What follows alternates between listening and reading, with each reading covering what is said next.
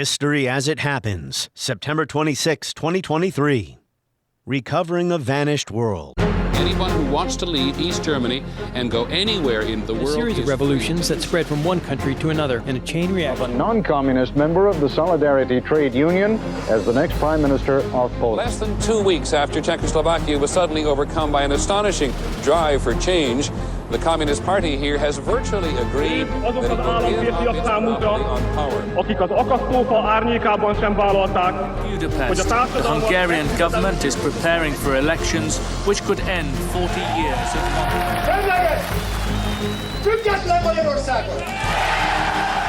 Eastern Europe does not exist, says journalist Jacob Mikanowski. But what he means by that is people don't identify as Eastern Europeans. Rather, they're Poles or Hungarians or Czechs or Serbs, Christians, Jews or Muslims, whose history and traditions before the terrible 20th century were rendered invisible by the cataclysms of the modern age.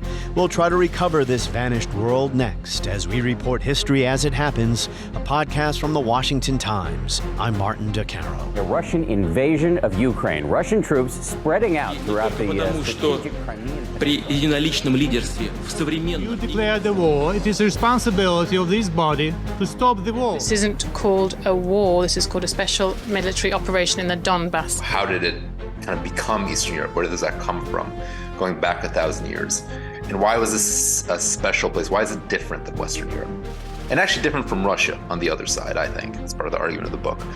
But in approaching that topic, I kind of start with my family history, with my family identity, and with that mixed Polish-Jewish, and the Polish part is Polish-Lithuanian, that diversity religiously, diversity ethnically, diversity linguistically, as a defining feature.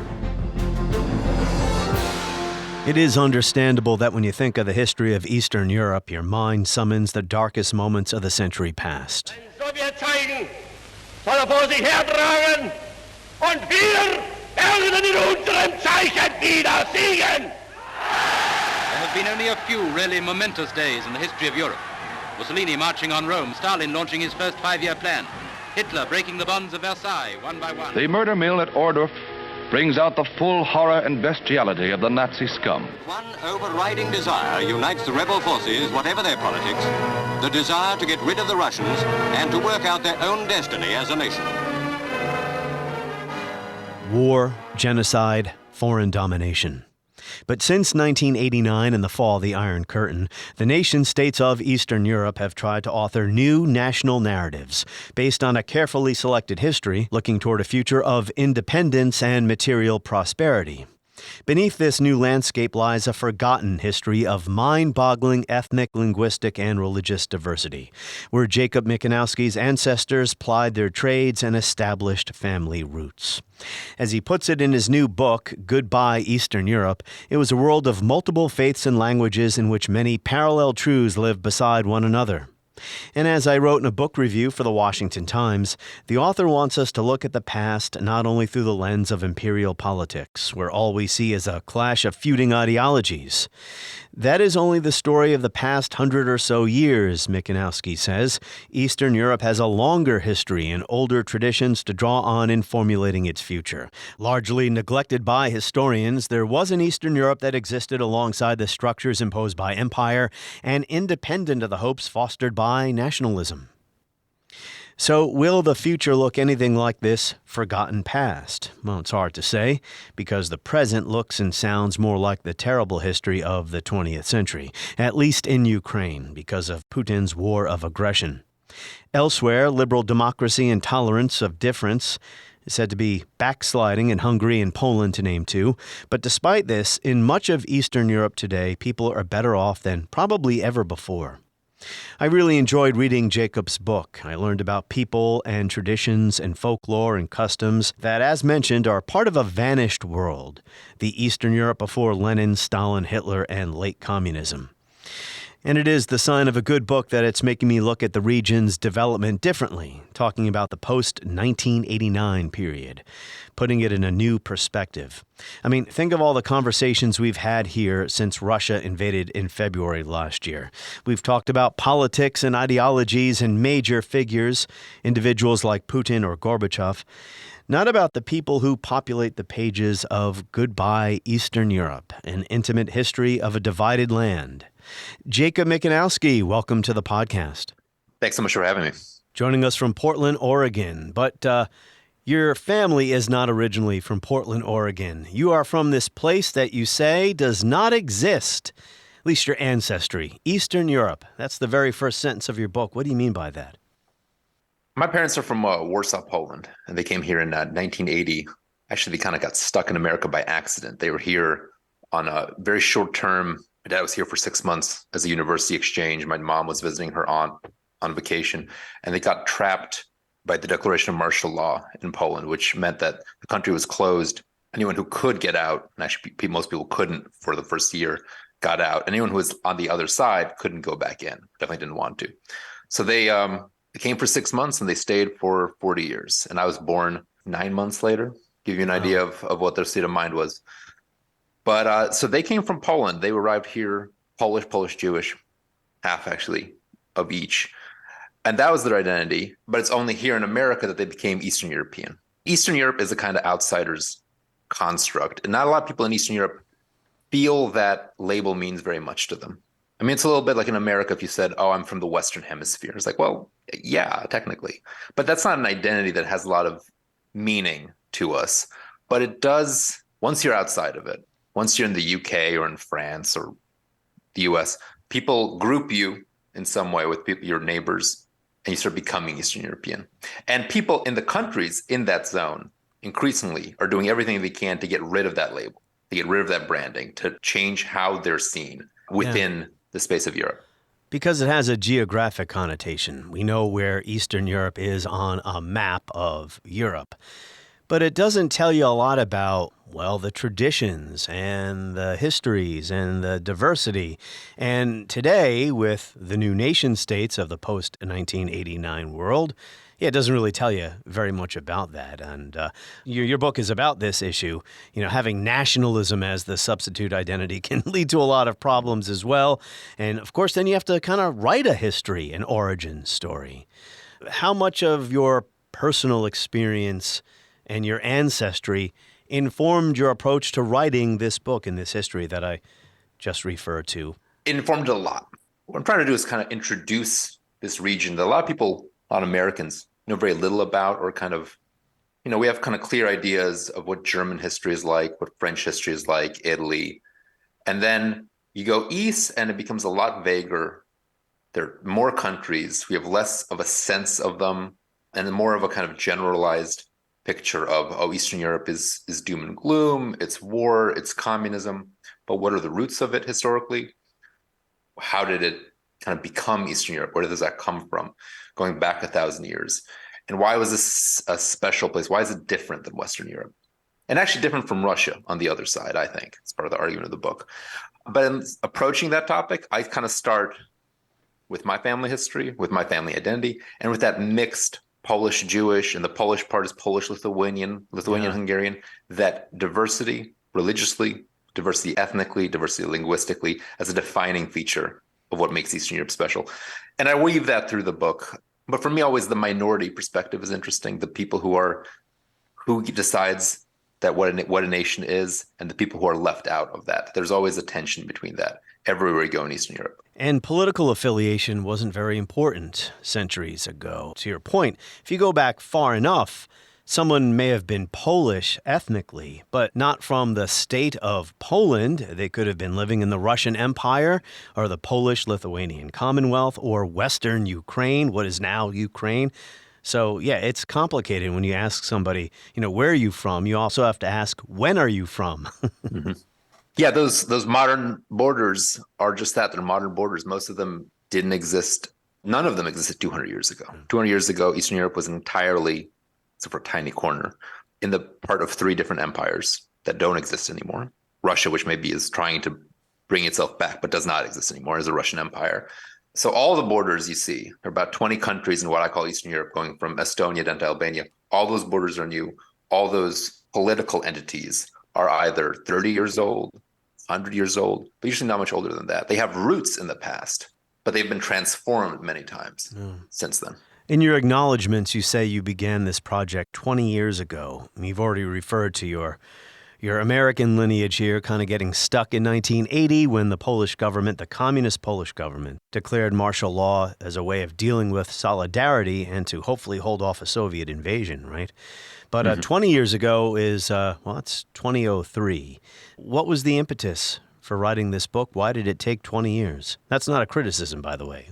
No, as much time as it needed, kind of slowly gestated. But 20 years ago, I was in college. And growing up, I spoke Polish at home. I went back to Poland. I lived in Poland for periods. My parents went back to live with their parents. So I had some Polish schooling. It was part of my heritage, but I wasn't necessarily that passionate about it. It was just something, inherited baggage that I brought with me. But in college, I started getting, you go away from home and your roots start being more interesting. I started studying history, European history, and I had a grant to live in Krakow for a summer. My family's from Warsaw. Krakow's very different. There's kind of a Krakow-Warsaw tension, but Krakow is really pretty. And back then it was just fantastic. And I was writing about the turn of the century, around 1900. I was in the library a lot, reading newspapers from before World War I, looking at artists' archives, kind of immersed in it. And I also went through the Holocaust, went through the terrible things that happened in the 20th century. And like, this is so terrible. And Auschwitz is an hour away.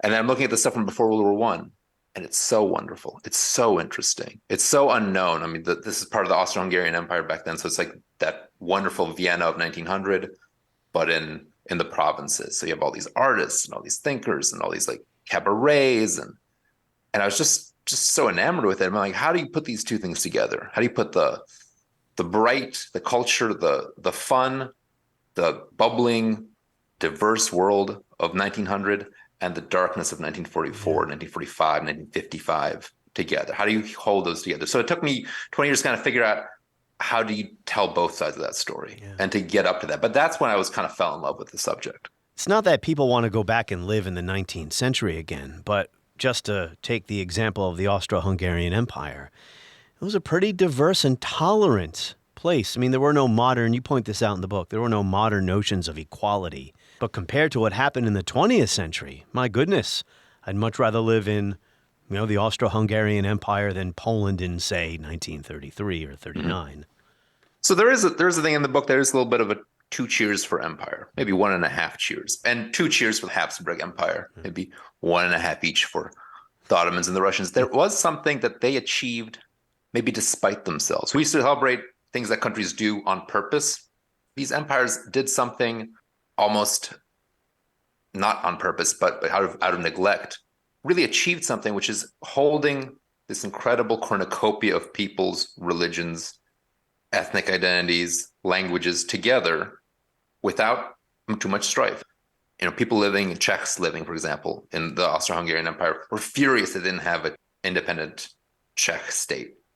Poles were a little more ambivalent, but they wanted a Poland because they were treated pretty well there. Ruthenians, who are Ukrainians, everyone wanted a peace for themselves. But looked overall, things were pretty peaceful. Their coexistence functioned. Everything worked together. You could live next door to Jewish neighbors, living next to Ukrainians, living next to Poles, Czechs next to Germans. There wasn't much civil strife. There was political angst, but there wasn't warfare. There wasn't much murder. And those empires managed to hold diversity together very well. But they did it by not having modern politics. If you know how things worked out, if you know what happened post-World War I, and especially during World War II, which was not just the Germans and the Soviets, but this whole other conflict inside that among peoples, then you say, wow, they managed to do it. They do it for a very long time. They held this thing together. And that's admirable. Yeah, ethnic nationalism was such an explosive and destructive force in the 20th century, the settlement of World War I, and the need, yes, as you said, a need for a nation state now. Your people have been living more or less happily in this empire, right? This ramshackle utopia, as you refer to it.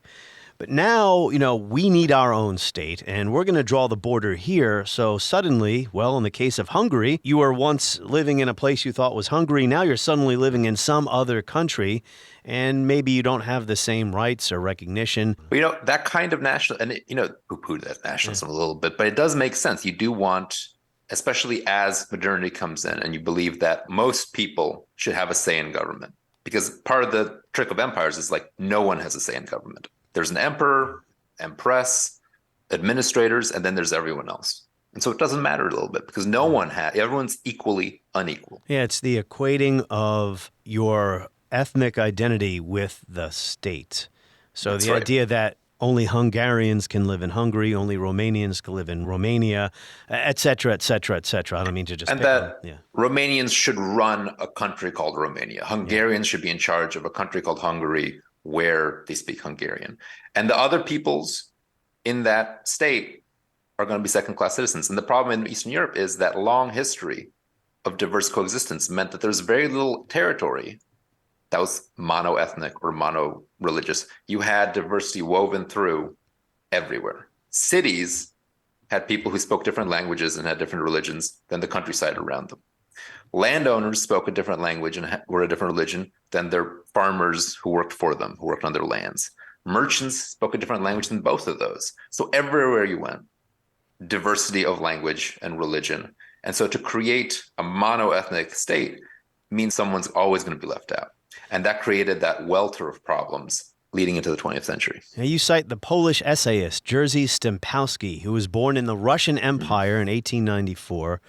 And he's writing some years later, reflecting back on what life used to be like. He called it a single giant chessboard of peoples, full of islands, enclaves, and the most peculiar combination of ethnic mixtures.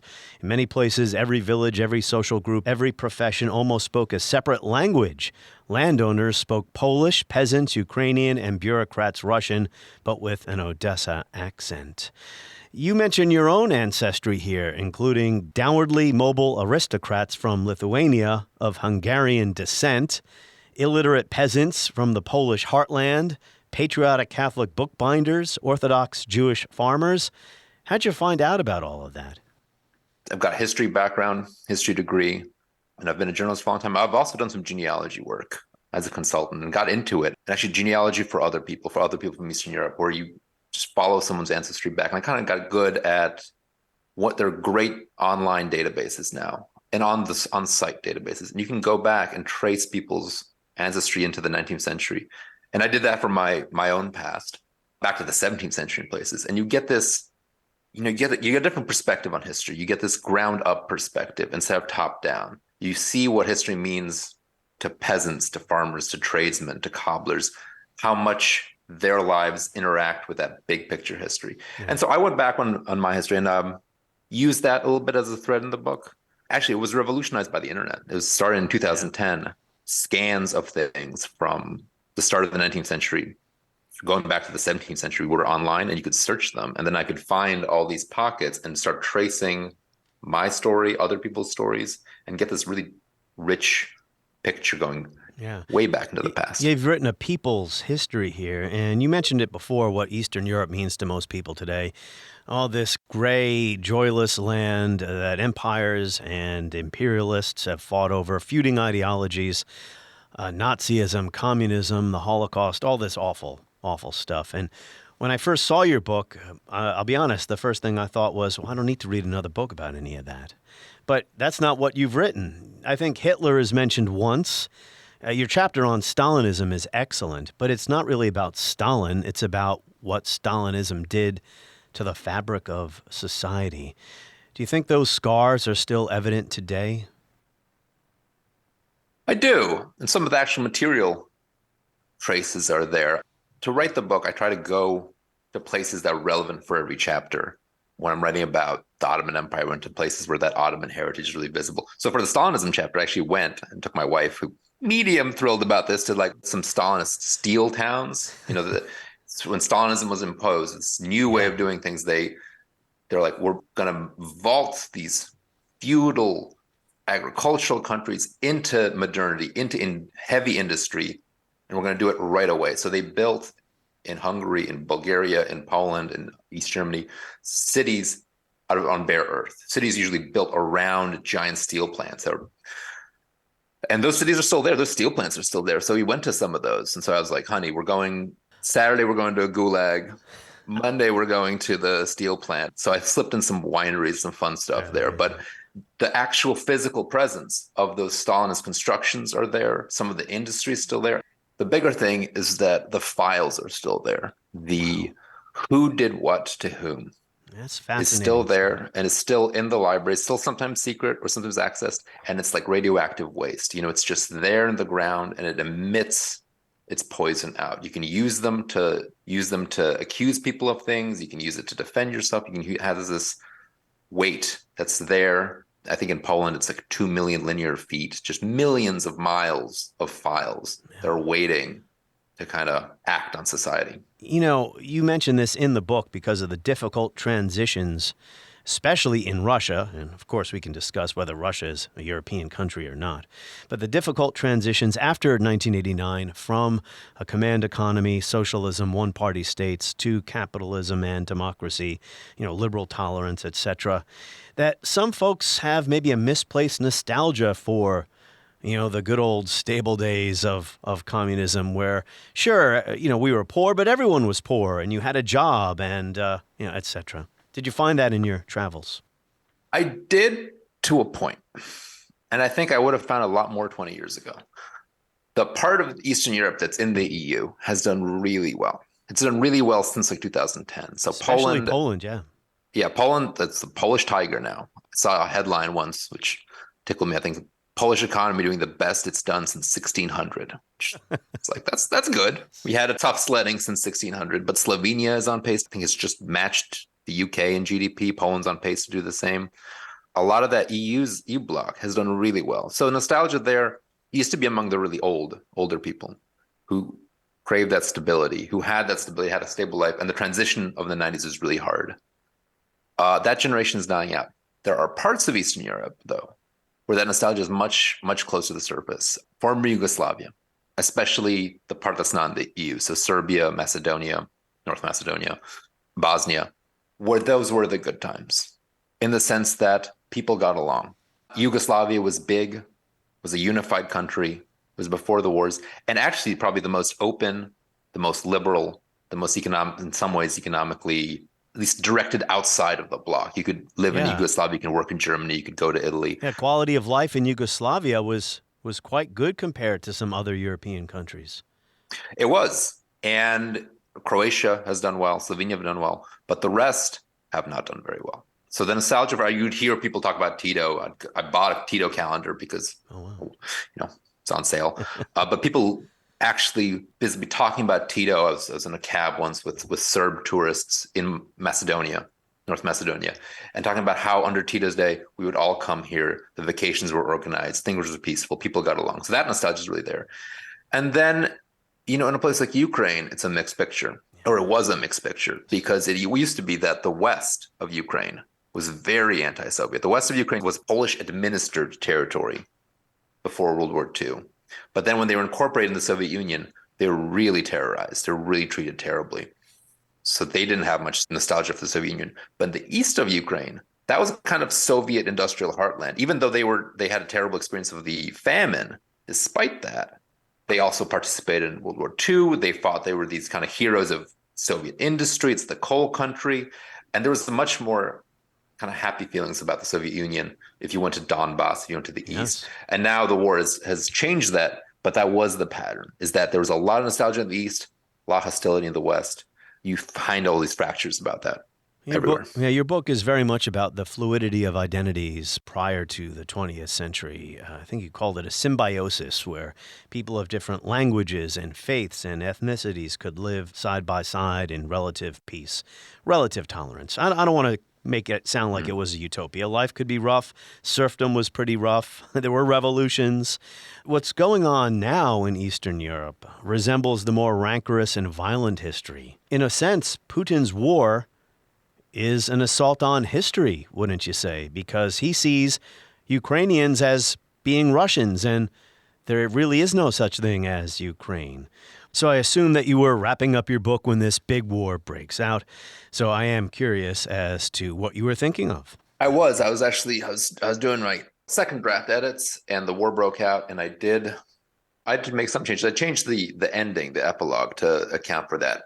Because in some ways the war's been going on since 2014, and that was a real shock when Russia took Crimea and Luhansk, and we kind of fell asleep about it, and let that be like, well, that's the new status quo. That's okay. But that was a real shock when it happened. So that was in the back of my mind.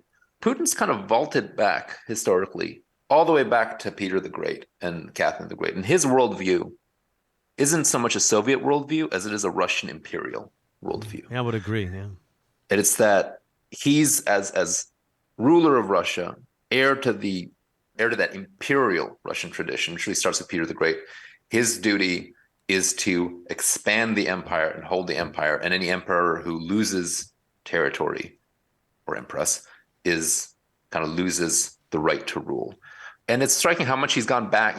He's a real creature of the late Soviet Union, security state. And that's part of his worldview too. That idea that really politics is an illusion. Politics is made by puppeteers. And so I think he believes much of that too. He believes a lot of his own propaganda, and his own, He's besotted by his own version of history. And I didn't really phrase my question all that well, but, to him, the Ukrainian identity doesn't exist. The irony is pro-Russian Ukrainians, because of his full-scale war, are now, there's a unified Ukraine. He basically produced the outcome he was trying to avoid. Exactly. That East-West split I was talking about, that kind of vanished in the crucible of war. Now you have a very unified Ukraine. And that started in 2014 in a major way and has gone on. You have a very passionately integrated, purpose-driven Ukraine that you maybe didn't have, in the 90s and the early teens. It was a really divided country. A lot of Eastern European countries have these political divides that are also ethnic regional divides.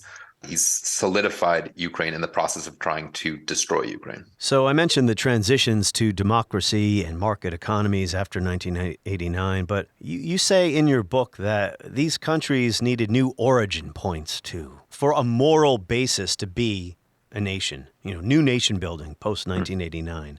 And, if you're one of these countries, the 20th century, what are you going to glean from that, right? Well, maybe you can say our victory over fascism and communism. Do you think some of these countries, say Poland, Hungary, whoever, were looking back to this vanished world that you unearthed, the pre-20th century history, to find origin points for their new nationalism after 1989? Well, that's a little ironic because I think not to the world I talk about. The world I talk about, and that comes from being a little to the side of that one nation, one state, being from a divided family, is that I'm a little to the side of that. And so what I see as most kind of valuable in the Eastern European past is that heritage of coexistence and of really being the heartland of European coexistence, because this is where Muslims and Jews really thrived in Europe. This is where most Jews in Europe live because they were kicked out of the West. So that ability to hold all that diversity is what I admire. The new nations post-1989 rarely look at that. Usually they go back way further to some starting point 1,000 years ago. In Hungary, they like the invasion of the nomadic Magyars. Or they select one of a couple problematic moments of sovereign action. You said, should we celebrate our triumph over fascism? Well, in some countries, they collaborated with fascism. So like a big moment for Croatian independence from Yugoslavia was the Ustashi regime that was collaborationist. For Lithuania and for Ukraine and for Latvia, they collaborated with Nazi Germany against the Soviet Union. So they're fighting Soviet oppression, but on a side that's kind of questionable. So you have all these difficulties now in Ukraine of what is the appropriate symbol? What is the appropriate origin point? Ukraine has many that they can draw on, but some are very close to, they have this Cossack heritage. But those Cossacks also ultimately pulled the country away from Poland, Lithuania, and put it in the arms of Russia. So every point you go to has its pluses and minuses. Yeah. You call this narrative building, and this is no small thing. Every nation needs origin stories that are a mix of fact and fiction. You go to some of the smaller countries, you have to really get creative. Macedonia, which was forced to change its name to North Macedonia for slightly ridiculous reasons. Yeah. Greek pressure. They're not happy about it. To us, ridiculous, but not to the Greeks. Not to the Greeks. Yeah. I disagree with it. You're talking about a name that goes back to the 4th century BC. Who gets to have it? And so in North Macedonia, they had this major state building program, and it drew from everything you can imagine. They kind of created this Las Vegas of North Macedonian history, and it draws from Byzantium, and it draws from ancient Sparta, and it draws from Alexander the Great, except now they have to say that they have nothing to do with Alexander the Great. It drew from the communist era, it drew from the Ottoman era, and they have these just walkways. It's like a Vegas of history, and everything you could associate with Northern Macedonia. So they did the grab bag approach, and other countries will do the focus. In Poland, it's very much World War II, World War II, World War II, the legacy of fighting fascism on one side, communism on the other, the partisans who did both. That's who you center on, something that's like the right political symbol. So it really varies. Now you say here Slovaks, some of them anyway, seized on Svatopluk I of Great Moravia, who reigned from 871 to 894 as a national ancestor, on the subject of nation building, narrative building. And in 2010, the ruling party erected a huge bronze statue of him, Svatopluk I, king of the ancient Slovaks, in front of Bratislava Castle.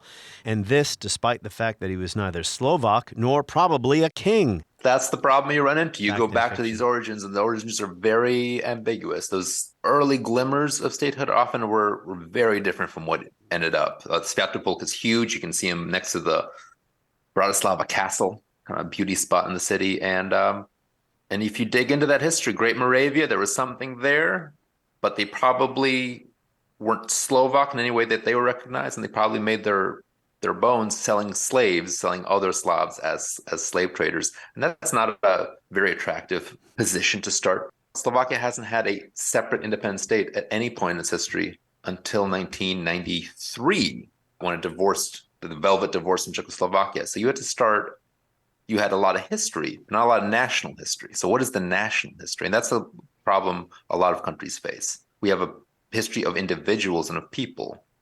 But where's the state? Where does it start? How do you sew it all? Yeah, how do you sew it all together into a coherent fabric that people can draw inspiration from? I mean, that's a point of an origin story. And we have our own here in this country, obviously, the spirit of 76, etc. That would be 1776, not 1976.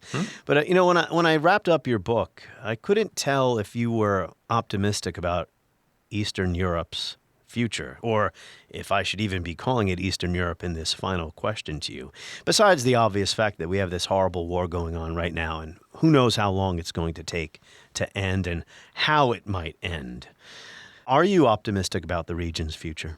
I have a split answer. I am for the part of Eastern Europe that is trying desperately to shed that label. So actually, I think the future is very bright for the Visegrad 4, the Baltics, everyone in the EU. Maybe not just, but from Estonia to Slovenia, economically they're doing great. The EU's been great to them. NATO's a great bulwark for them. And increasingly, Eastern Europe will be a thing of that Eastern European feeling, identity will become a thing of the past. And they will seem like Western Europe. They will seem more, they have seemed more and more like it, especially in the corner, like the wealthiest parts like Estonia and Slovenia, but Poland increasingly to Hungary. And those will become like another Western Europe. So the other part of Eastern Europe, the part that's outside, I'm much more pessimistic about. Do you include Russia in that? Well, so Russia's kind of off to the side because Russia was never had that deep diversity. They acquired it as an empire. Russia is geopolitically in Eastern Europe, but in my kind of cultural, historical version, it's Eastern neighbor. Eastern Europe kind of stops at the Russian border. But about Russia, Ukraine, Belarus, and also the parts of former Yugoslavia they're still in kind of a frozen conflict. So Kosovo, Serbia, Montenegro, a little less, but the Serbian part of Bosnia, Republika Srpska, where that conflict is frozen, but not over. And if you travel in Republika Srpska, it feels like that war just ended yesterday. That makes me suspicious of how quickly Ukraine can rebuild, honestly. I do think that with the shadow of conflict and with active conflict, that kind of quick development that the rest of Eastern Europe has, that's now becoming Western Europe, won't happen. And maybe not won't happen for another generation. Well, wars don't end. Yeah. They migrate to our minds. They could simmer for a very long time before breaking out again. Well, they can kind of freeze too. There's a way in which Bosnia and Kosovo they're not active conflicts, but they also are present close enough to the surface that you can't develop politically, internationally, economically the way you could if they weren't there. And I worry that that'll be the case for Ukraine. As much as we might want to support it, that as long as this isn't resolved, various hurdles will be there for development, for economics, politically, and Belarus is another frozen country of its own. So on that eastern part of Eastern Europe, I worry. I don't think it's hopeless, but I do worry. Well, Putin has dragged that part of the world back to the 20th century with this war. In a way, yeah. In a way, that's his aim, is to undo political really glasnost that was happening in stages. And that's when he really took action in Ukraine, was when we saw a real change in political orientation from east to west in 2014. It's like, this threatens me as a ruler, because this example of people turning towards democracy, turning towards the West, turning towards the EU in a popular manner, that could happen to me next. So to his personal relationship to Russia, that kind of movement is what he wants to quash. Jacob Mikanowski, author of Goodbye Eastern Europe. On the next episode of History as It Happens, we're going to stay in Eastern Europe and focus on Poland. The Washington Times national security team leader Guy Taylor just had a reporting trip to Poland, which sees itself as a strong nation in that region, a strong NATO ally, as well as a rising economic powerhouse. That's next as we report History as It Happens, a podcast from the Washington Times.